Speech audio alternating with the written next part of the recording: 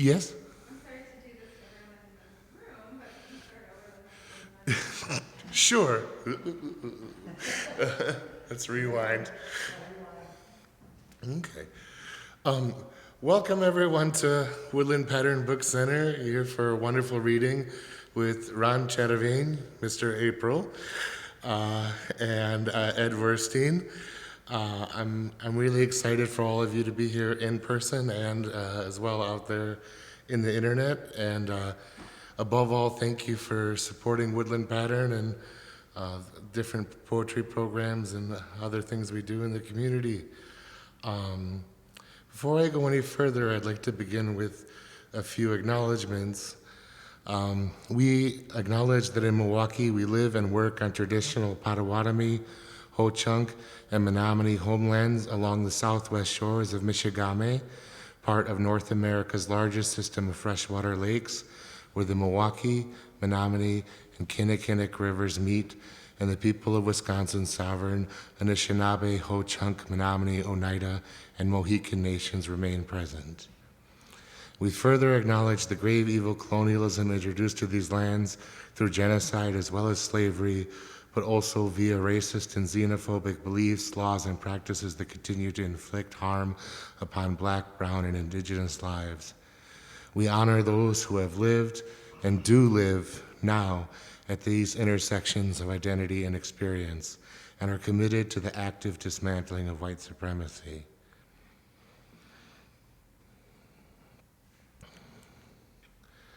So, oh my goodness, I made a crucial faux pas. Forgive me, I'm not Mike. I didn't ask which one of you would like to go first. Ed? Okay, perfect. You're first on the, so I don't have to change anything in my order. Well, let me introduce you to Ed. Ed Werstein is a regional VP of the Wisconsin Fellowship of Poets and is also a Wisconsin Poet Laureate Commissioner. In 2018, he received the Lorine Niedecker Prize from the Council for Wisconsin Writers, judged by Nickole Brown. His first chapbook, Who Are We Then?, from Partisan Press, available for purchase here at Woodland Pattern, was published in 2009 at the age of 60, after he spent almost 40 years in manufacturing and union activity. Communiqué, Poems from the Headlines, is the latest of his 4 books of poetry. A 2019 chapbook of his poems about his childhood, Benediction Baseball, from Fireweed Press, won prizes from the Wisconsin Fellowship of Poets and from America's Bookfest. More at edwerstein.com. If you don't already know Ed Werstein, you need to begin knowing him now. He is kind, brilliant, patient, and a talented human and friend. He's also not bad as a volunteer here at Woodland Pattern. Tonight, Ron will give you the weather report and Ed will present the news. A calm anchor in a sea storm of happenings, Ed's poetry evolves with each next book, from a cozy tar pit to die in, and the ironic grotesque so well illustrated in the monstrance on the cover of Benediction Baseball. Ed has taken us to breaking news.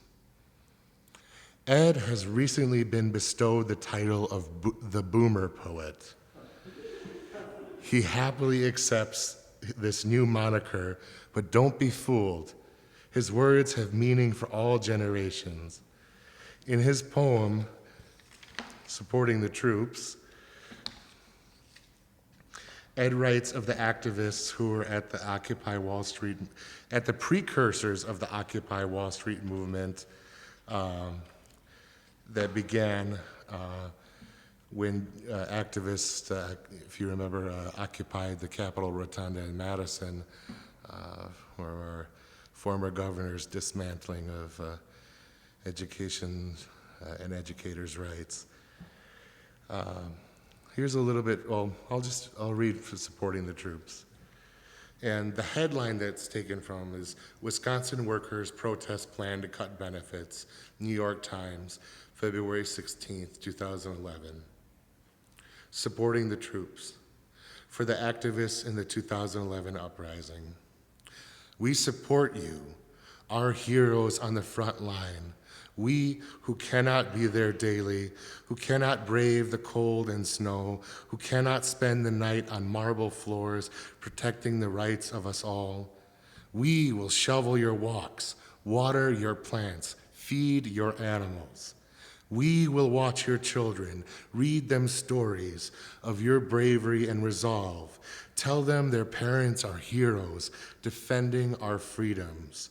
We will post and repost your messages, your videos, your letters, your firsthand accounts, your stories that don't make the corporate news. We will feed you with pizza from down the street, ordered for you from around the world. We will write poetry and music in your honor. And when we can, as soon as we can, every time that we can, we will be there in our thousands, reinforcing you, warming you with our warm bodies and our love.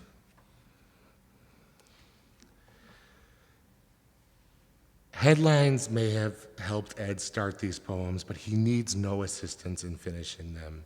His endings are the perfect bundles of awe and wit. His poetry is smart and tender, sharp and human, commuting to the core of what makes us tick and keep on ticking. Please welcome Ed Werstein.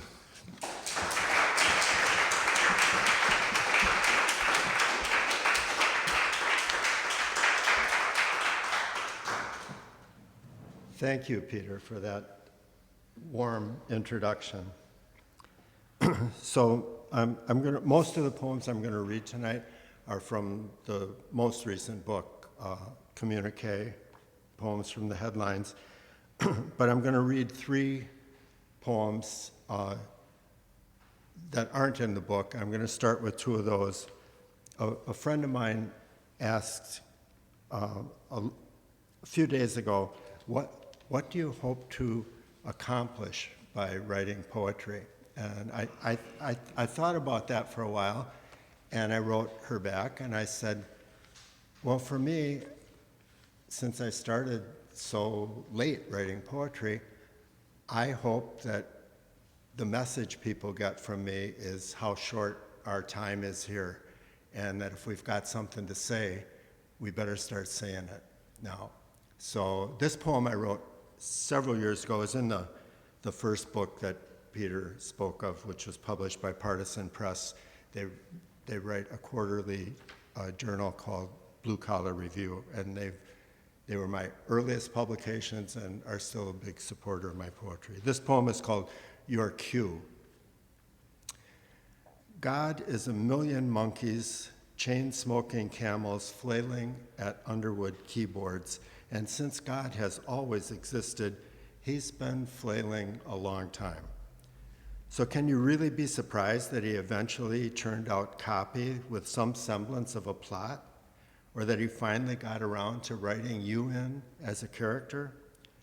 Given eternity, you should realize that you were inevitable. The surprise of your existence is no reason to go gaga over these primordial primates, because God has absolutely no idea what he is doing. If he had any idea, operated with any design or logic, would he have conceived of babies blown right out of their mother's arms? 10-year-old boys conscripted to die holding rifles? 16-year-old sex slaves? And when you're written out of this story, and you will be soon enough, don't think you'll be written into some heavenly sequel. This is it. This is your one appearance. No one else is holding your script. You are the only one that knows your role here. You've got one chance. Speak. So the next poem is a headline poem that arrived too late to make it into the manuscript. And the headline is from the New York Times, June 20th, 2021. Donald H. Rumsfeld, Defense Secretary during the Iraq War, is dead at 88. And the title is Rumsfeld Dies, That's a Known Known. I knew that he knew what he was saying, even if no one else did, except his bosses in the White House, the Pentagon, the defense contractors. Known knowns, known unknowns, unknown knowns, and unknown unknowns. I thought only poets had license to slaughter our language like that. He was the epitome of lackeydom, masking puppeteers. All those knowns and unknowns revealed one truth: we were lied to. So now I'm going to read several from the book. The book is, since they're all headline poems, the book is set like a Sunday newspaper. So there's different sections, and I'm going to read a poem or two from each section. And the first poem that I'm going to read is in the front or the forward to the book. And the headline is from PolitiFact. Facts are under assault in 2020. And the title is Facts and Anti-Facts. And excuse me, it starts with a headline, with an epigram: "The world is not a poem." And that's from the novelist John Williams, from his novel Augustus. Facts and anti-facts. It's not a poem in the way a sunset is a poem, or a sunrise, or even in the way a violent thunderstorm can invade you, like Yeats's The Second Coming. No, lately the world is more like a surreal documentary. No room for poetry, the news as science fiction, full of facts and anti-facts, and difficult to tell which is which. But if you smash them together, they both disappear. And the next poem is from the first section, which is national news. The headlines from NBC News, October 2nd, 2017. Title of the poem is Monday, Monday. The headline was Las Vegas shooting, 58 killed, almost 500 injured. Monday, Monday. This is the Mondayest of Mondays, like the first Monday of the new school year, like the Monday after the World Series, a binge weekend's Monday hangover, the first dark Monday after the fall time change, the first Monday of your prison sentence, the Monday after you bury your mother. This is the mother of all Mondays. This is the 11,961st consecutive Monday that the U.S. Constitution has failed to provide health care to all. This is the 1,913th consecutive Monday that more American tax dollars have been given to the rich than to the poor. This is the 3,796th consecutive Monday without a U.S. ban on assault weapons. This is the Mondayest of Mondays. The second section is international news, and my older son married a woman from Santiago, Chile, and they live in Wauwatosa now, but I visited them while they were there several times, and one visit was during the time when the miners were trapped in Chile, and there was this big rescue attempt to get them. So the headlines from The Guardian, October 13, 2010, all 33 trapped Chilean miners have been rescued after 69 days. The poem is titled A Miner's Tide. We've lost something here. It would be good to get it back. There's too much polarity in the Northern Hemisphere. Here, we dig trenches of isolation. What color is your state? Let the poor starve, let the weak wither, let the homeless freeze. We paint our lost sheep with colors other than human. South of the equator, they dig tunnels of salvation. For a few lost sheep swallowed by the earth, There, in Chile, where you are never very far from the sea, they know that all boats rise with the tide. And now the spirit of the world has risen with the miners of Copiapo.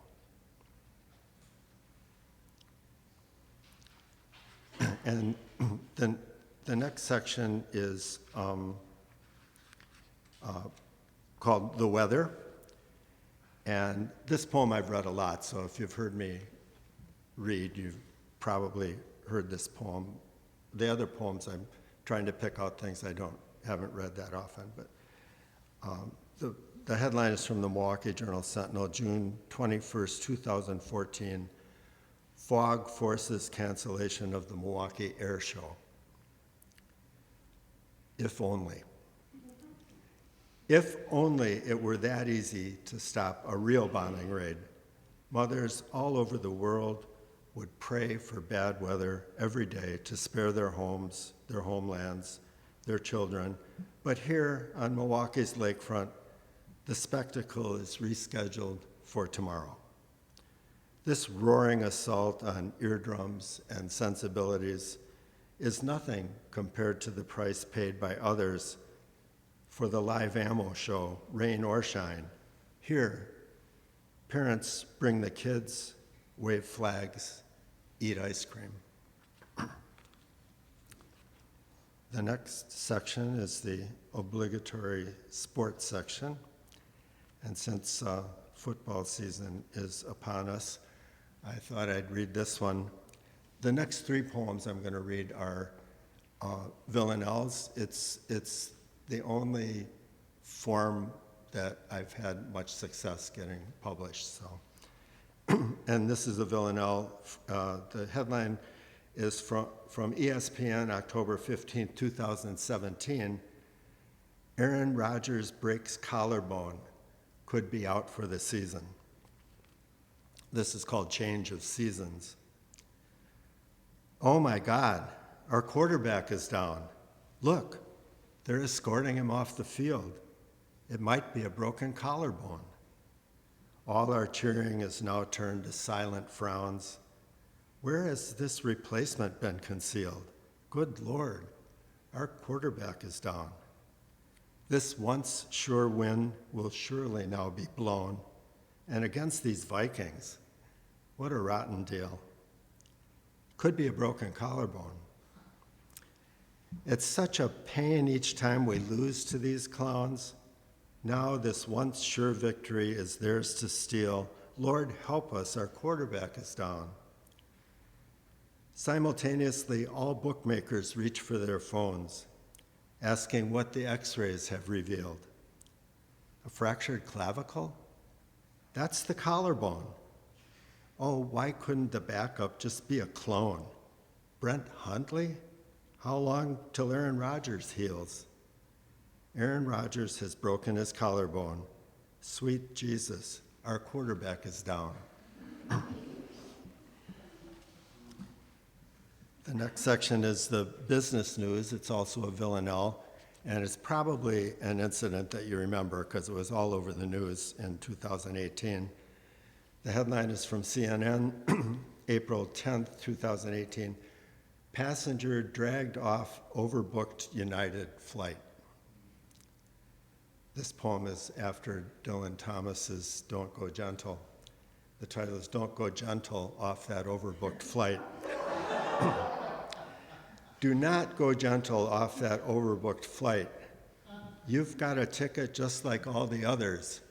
Dig in, stay, rage, and put up a good fight. An algorithm doesn't make it fair or right, no matter what United's policies say. Do not go gentle off that overbooked flight. The friendly skies aren't looking so bright. Facebook and YouTube show us the way he raged, and put up a good fight. I'm telling you right now, they could just bite me if that happened to me one day. I'd not go gentle off that overbooked flight. The CEO's grave men must be turning white. I hope he sues them and makes them pay. Rage, and put up a legal fight. And you, traveler, searching Priceline or some such site for tickets to some place far, far away, do not go gentle off that overbooked flight. Rage, rage, put up a good fight.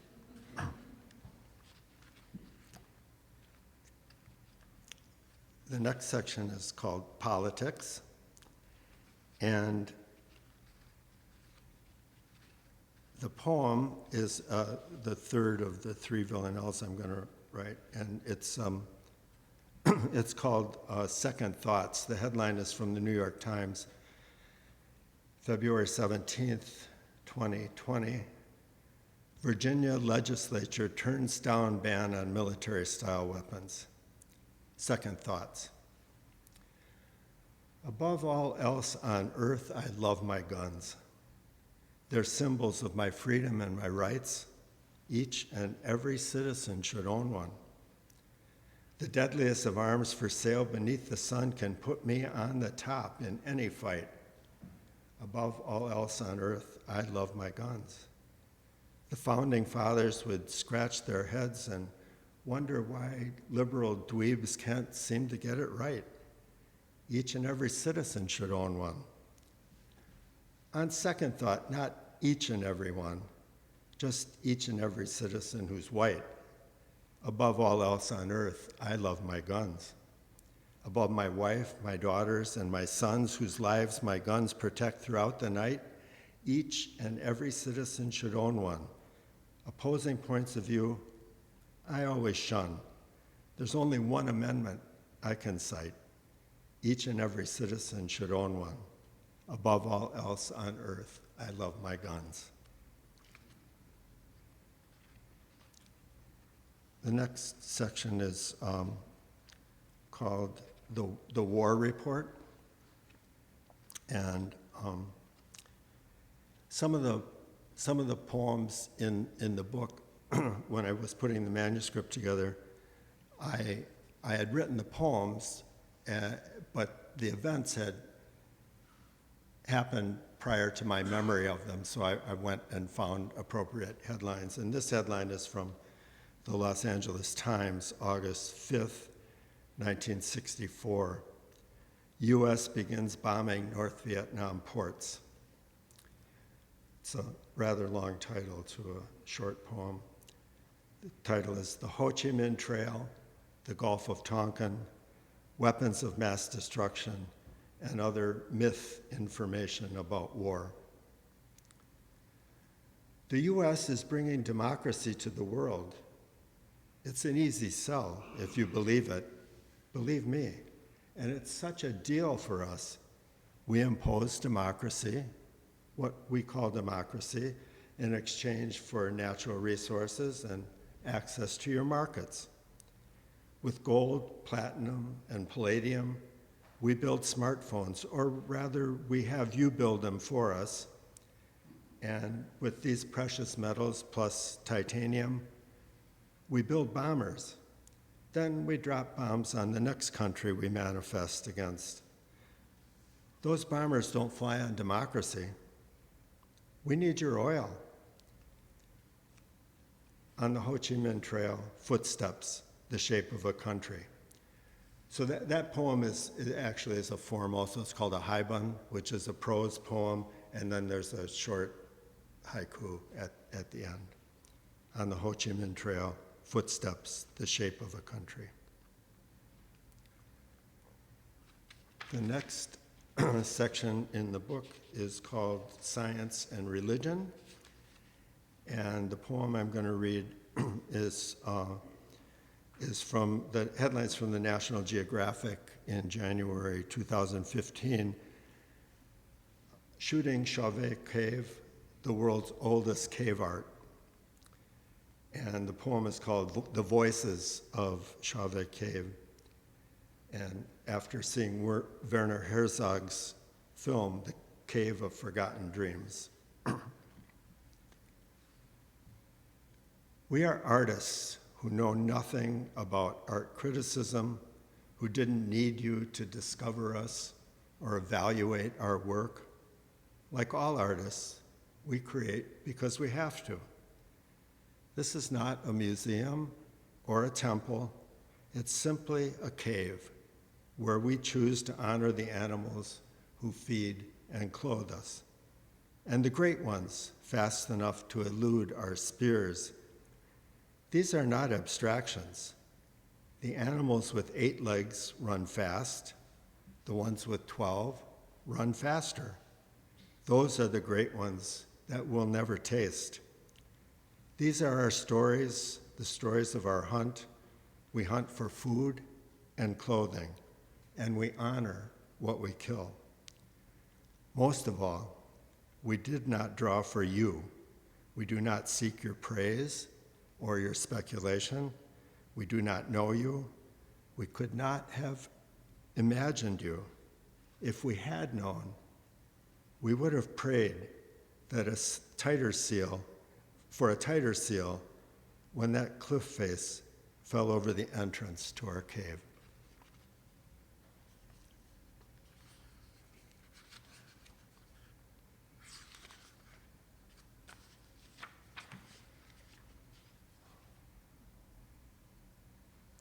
So the next 2 poems are from the last section of the book. It's appropriately the obituary section. And the first one is from the Hollywood Reporter, February 11th, 2014. Shirley Temple is dead. Legendary child star dies at 85. The poem is called On the Good Ship Lollipop. Let no alcohol be poured today. Shirley Temple is dead at 85.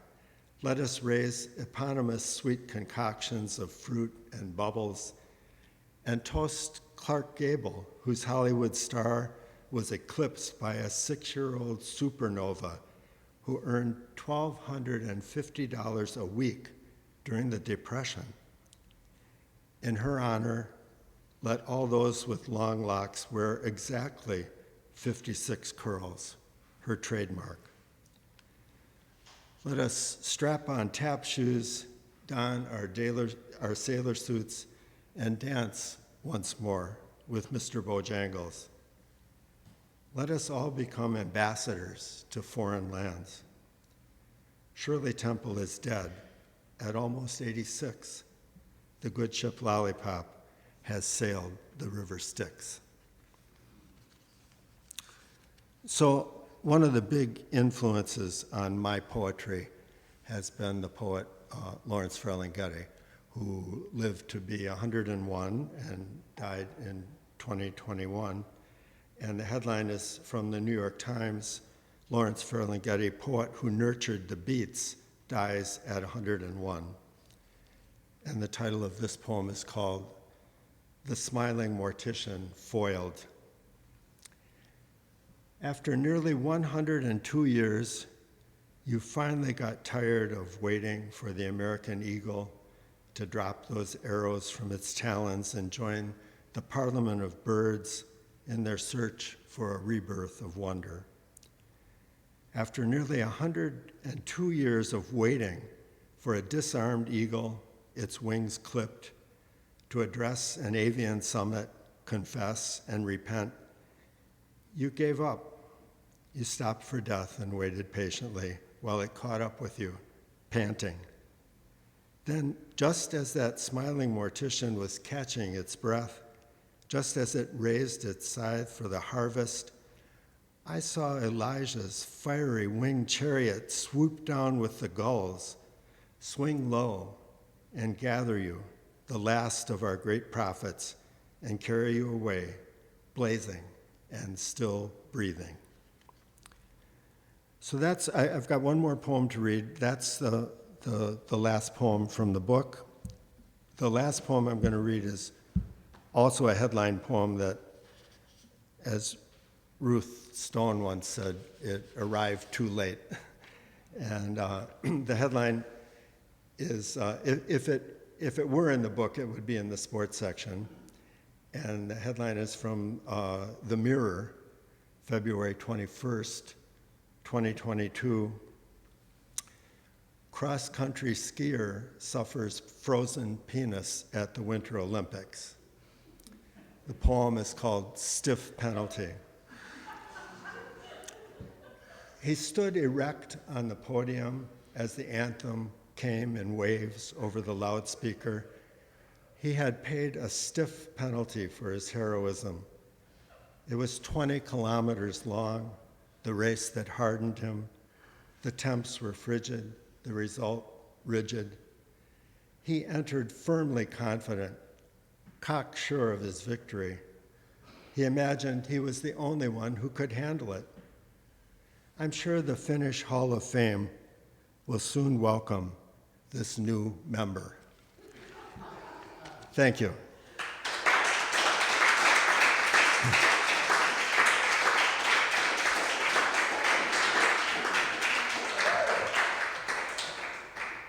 Thank you. I get embarrassed by applause. And yet you kept a straight face during that poem. That's great. Thank you so much, Ed. So if we were on the evening news, now we go to the weather desk with Ron. Yeah.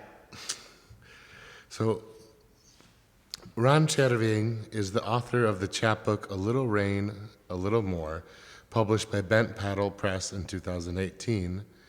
His chapbook, also from Bent Paddle Press, 100 Umbrellas, has just arrived in the store today.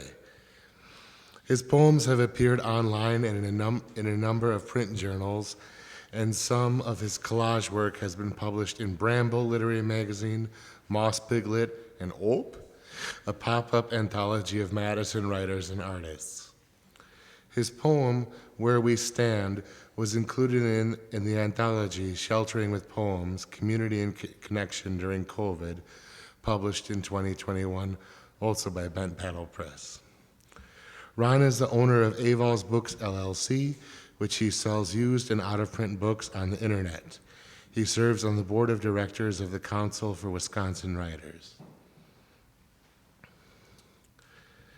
So I've known Ron for a long time. Well, before I even knew his name, as a young man studying at UW-Madison with some other friends, I came to know the joys of Avol's quickly. I even read there once before graduating. I thought, wow, this place is a lot like Woodland Pattern, but with a much smaller poetry section and some I'd rather be reading Bukowski bumper stickers. However, the poetry section was still larger than any other bookish place that I had been to besides Woodland Pattern, so I was enchanted. Avol's was also 2 doors down from a place where one could sell plasma. As a broke student, I did so, bought many poetry books, and I might add there was also a store with spirits nearby. It was all I needed for the perfect literary evening.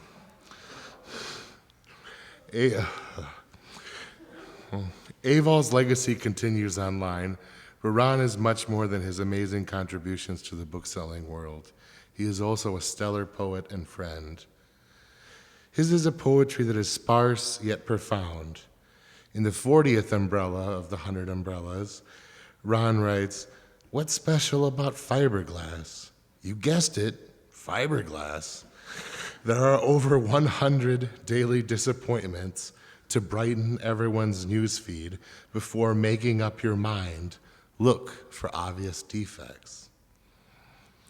In tidy, bundled octets, Ron not only predicts the weather with unprecedented accuracy, but also calms the heart, fills it with quirk and joy, leaving the reader to devour these smart, sometimes political, sometimes aphoristic poems, wanting to devour them again and again.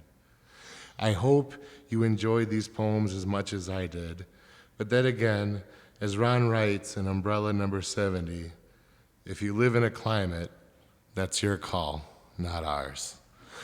Please welcome Ron Czerwien.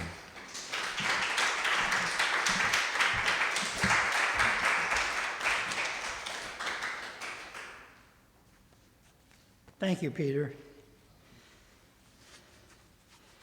I also want to thank Ed for suggesting this reading, and thank Michael for agreeing to do it. Also want to thank Jenny, Laura, Peter, Marla, and everybody associated with Woodland Pattern who keep this ship sailing into the future. Thank you. I'm going to start by reading two poems from the 2018 chapbook, A Little Rain, A Little More. Excuse me.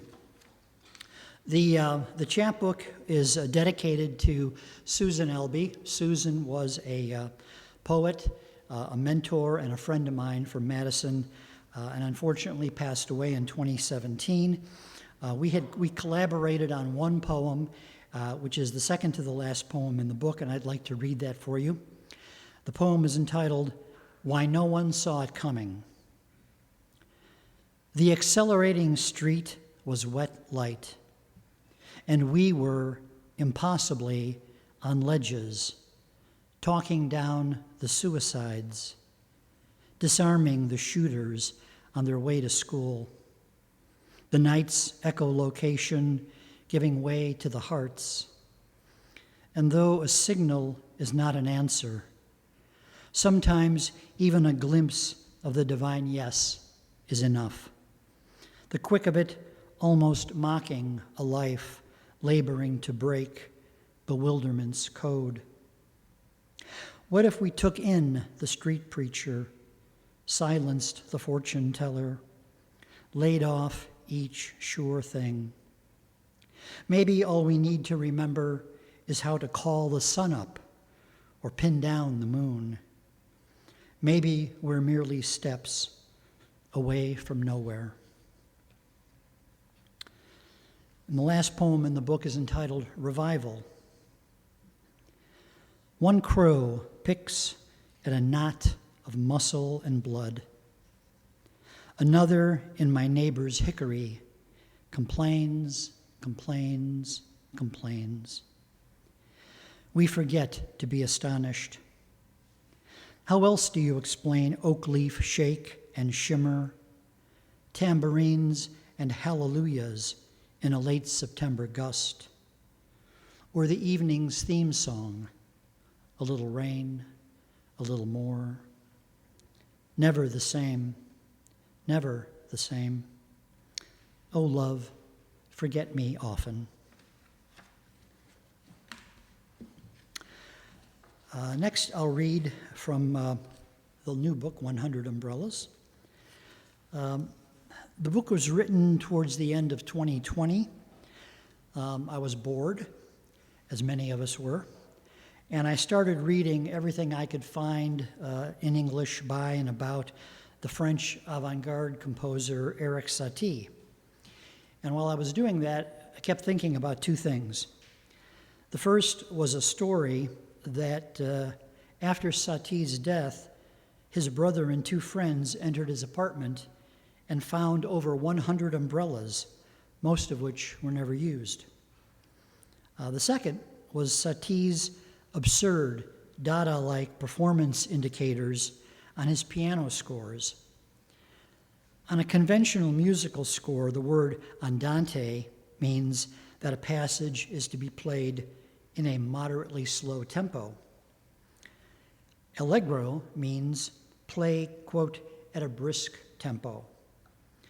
Satie's indicators instructed the pianist to play a little crooked, or behave yourself, a monkey is watching you, or continue without losing consciousness, or like a nightingale with a toothache.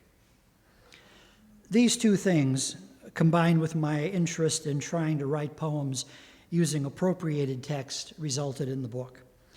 And though the book is not about him, my intent was to write it in the spirit of Satie. The text was largely collaged from online sources having to do literally with umbrellas and weather and the like, combined with my feeling that the only way for me to respond what was going on around us at that time was to welcome the surreal and the absurd. Although I see the book as a series or sequence to be read as a whole, I'm going to read a random selection of pieces which I hope will give you a feel for the book. seem inelegant, noticeably just right, insanely large, surprisingly fancier, a little damp, more windy than wet. On the street, take walks with clouds. Grab one, run, but without the rush. Act as a wind funnel, a pleasant upgrade, a reliable brand, a delight to hold, a little ordinary looking, but still cute, a colorful departure, a dream with a switch.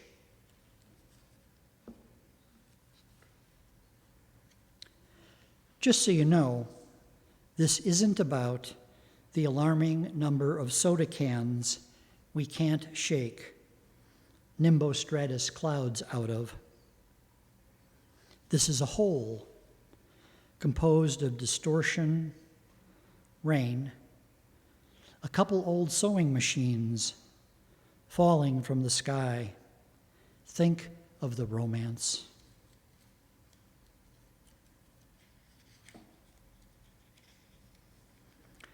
When the clouds no longer suffice, and each is rolled up over the heads of whalebone, points of calm the stars occupy.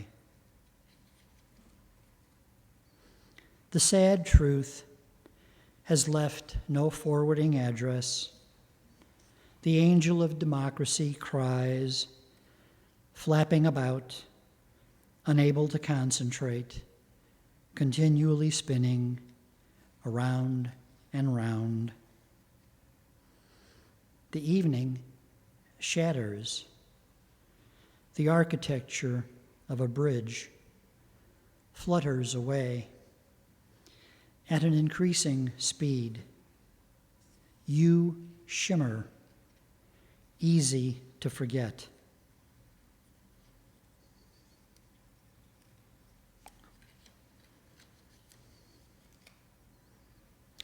How difficult it is to pick the right raindrop. How easy it is to transport. Imagine the bulbous handle of the wind. How stylish it is in the ever-changing weather of luck. The end of the world is a deal breaker. Holy smoke is not as heavy as I expected. Before you go out the door, take a last look from across the street. Here goes nothing, walking a chic, transparent dog. If rain were bullets, everyone in the rainiest town in the world would have to think about that 24/7, agonizing over one thing. Who do they think they are to defy the very skies with disreputable objects, deflecting rainwater? Ridicule should be poured upon their hypochondriacal heads. The heavenly purpose of rain is to make people wet. And I'd like to finish with some more recent poems from late last year. A slight depression may remain at the site. When Ron Czerwien is trying to write a poem, he fills his empty head with birdseed and sits in the backyard of his memory. For a long time, nothing happens. which is not the same nothing T.S. Eliot said happens when one does write a poem. Nonetheless, there being at least two types of nothing, Ron Czerwien sits motionless until one word arrives, then another, like goldfinch, chickadee, nuthatch, junco, or unsolicited brochures for hearing aids in the mail. What's that you say? You can't, or can hear me above the crow's din. A horde of sparrows populates a nearby shrub, like adjectives in a bad poem.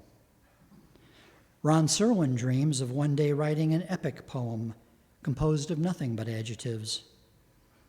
When the dermatologist cut the cancer off his head, Ron Czerwien said, "The birds beat the thieving squirrel to every last seed." Pushing the limit. Ever been the dog with a snout full of quills for the 5th time? Or the one of one too many that threatens to break the branch, sink the lifeboat, prevent the hot air balloon from clearing the summit? It's said you go where your experience takes you, but isn't the opposite also true? Like the first time you rode the New York City subway north, intending to go south, or thought it was a good idea to use a plastic dish as an archery target wedged into the crack in a telephone pole, then stood to one side as the arrow your buddy shot glanced off to almost part the hair over your right temple.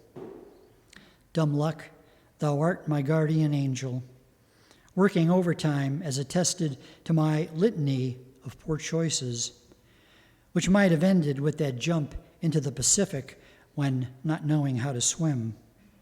But the ocean took pity and spit me out like a cherry pit through the open window of a car pushing the limit. A figurative presence that hastens to its onward dissolution. When he's not writing poems, Ron Czerwien spends each morning classifying and reclassifying the clouds in his closet. He sits on the edge of his bed with his faithful dog, William Shatner, and stares into the cosmic void formed by acoustic guitar players in the 1970s named Barry. Cirrus, Stratus, Cumulus, and Nimbus strike Ron as odd names for newborns, have no say in the matter, have no FICA scores or opinions on the latest dust-up on Twitter. Will the clouds shrink or fade from frequent washing with harsh detergents? Will they rebel at attempts to control or dictate how things need to be done? These are only two of the questions no one asks. As Ron Czerwien classifies and reclassifies the clouds in his closet, William Shatner surfs the giant life wave. We have so many questions, William Shatner. There aren't many great matches for your search. The first time Ron Czerwien was born, all operators were assisting other callers. The second time Ron Czerwien was born, possible side effects included drowsiness. The third time Ron Czerwien was born, the approach of each new cloud accelerated joy or sorrow, refreshing the narrative. Wearing a baseball cap backwards was his idea. So was the paper cut. On multiple occasions, he was denied credit. Ron Czerwien's childhood was a train whistle at 2 a.m. If he was stranded alone on a desert island, would he be an isolated example? The jury has been deliberating for over 70 years. The large, round mass that is Ron Czerwien, not infrequently, can be seen sailing across the firmament. Always start and operate Ron Czerwien in a well-ventilated area. Never leave a burning Ron Czerwien unattended.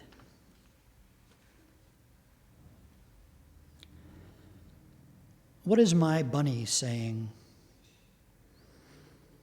Before the hills resume their maneuvers and march off amid a wild outbreak of applause, only to be stymied by the sad state of the infrastructure, before whales drag pretty blonde boys and their surfboards back onto the beach because that's where they belong, before the sharks get wind of the plan, before the competitive idiocy of the present political moment, before they pull the plug on the lamp dance, before watch caps for honeybees, before the day you wake to find a sinkhole in your marriage, before your father imagines he's again behind the wheel singing, "You are my sunshine, my only sunshine," instead of flat on his back underground, before the white rose your mother left on the kitchen counter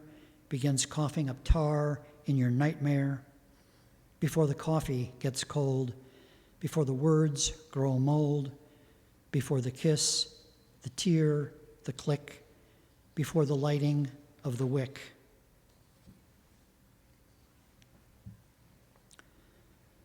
Never leave a burning Ron Czerwien unattended. It's taken you years to live through the next few minutes. Relax, which is what someone says, and then you can't. Remember when the pain in your right hand would disappear after the fermented camel milk, a sojourn in warm climes, a swim in the Black Sea? I'm sorry, I've evidently confused you with Scriabin. I'm sorry, sometimes I'm just too clever for my boots, which is something I stole from a guy in Austria. The mixed idiom, not the boots. You're doing great. We're over halfway done, and the chestnut in your epithalamus has not exploded yet. Between cries of sedition and legitimate political discourse, cobwebs and earwax seem to be doing an outstanding job of holding things together.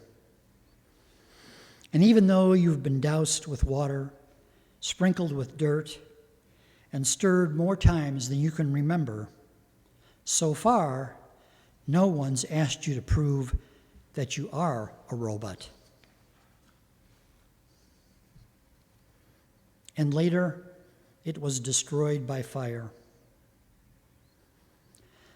Like a rock eroded by wind and water, pitted and rough, flung through an abandoned factory's window by a hebetudinous youth in the Rust Belt, the potentialities of Ron Czerwien have yet to be fully explored. Imagine a perimeter populated with ambiguity, garden gnomes, wind spinners, electrified bird feeders, inner circles occupied by humors and temperaments, luminescence and fishhooks, and at the center, a stillness, a tray of crystal glassware filled with absence. Now forget all that nonsense and listen instead for your hometown's arrhythmic heartbeat, the creak of the factory's bones, the dust as it falls from above, screaming. Are there spiritual forces at work? Where a tall brick wall once cast a shadow, an old man walks. Like an agate tossed for a long time inside a tumbler, his bald head shines.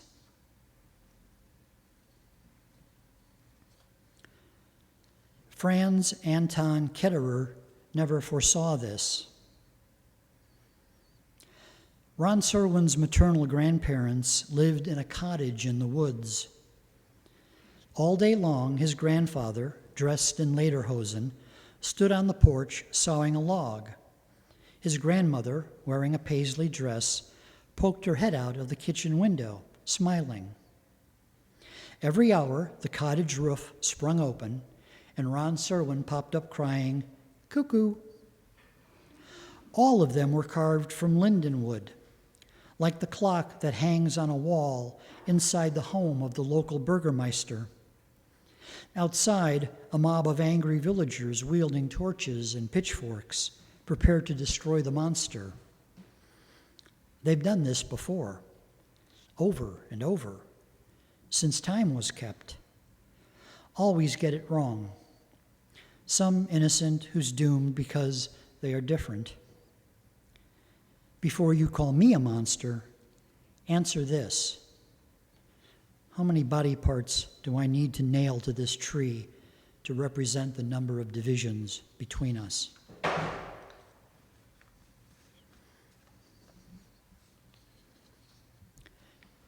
In memory of the scary face in the wood grain of the closet door in my childhood bedroom.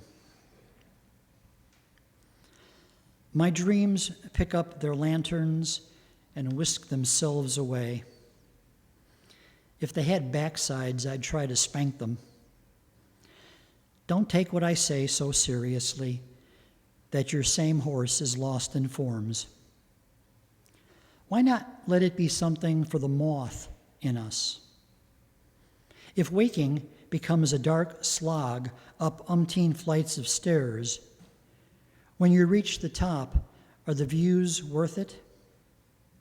Maybe the ghosts in the room want to pat you down. Maybe the bed is sore at you for spontaneously erupting into silence, especially your choppy parts. Remove the hydrogen and oxygen from sugar, and all you're left with is charcoal. We should be so lucky. Best leave it to the critics to make mud out of pudding, pudding out of mud. My reflection looks like a flame, but this is not about death. My favorite donut is named Rabbi's Delight.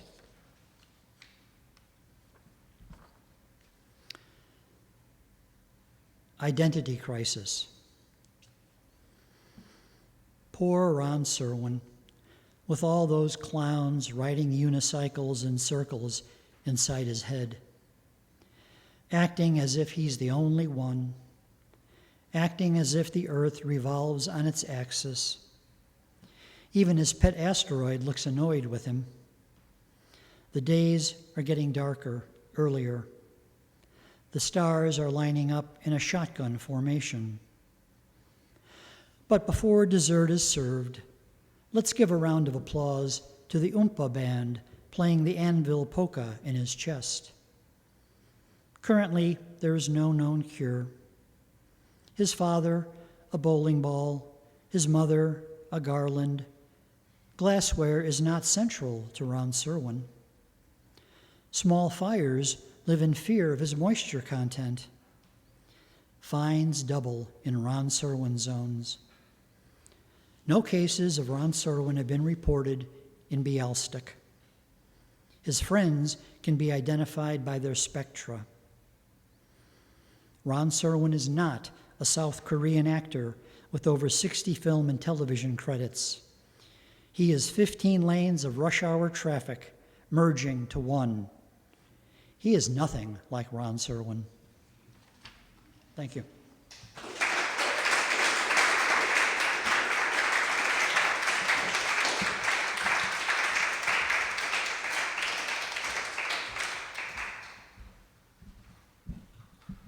Well, thanks so much, Ron. I have to say, I remember captioning some of those poems for the last marathon, and it was a really fun time, especially the finds in the Ron Czerwien zone. And thank you all again for being here. Can we give it another round of applause for Ron and Ed? Fantastic reading.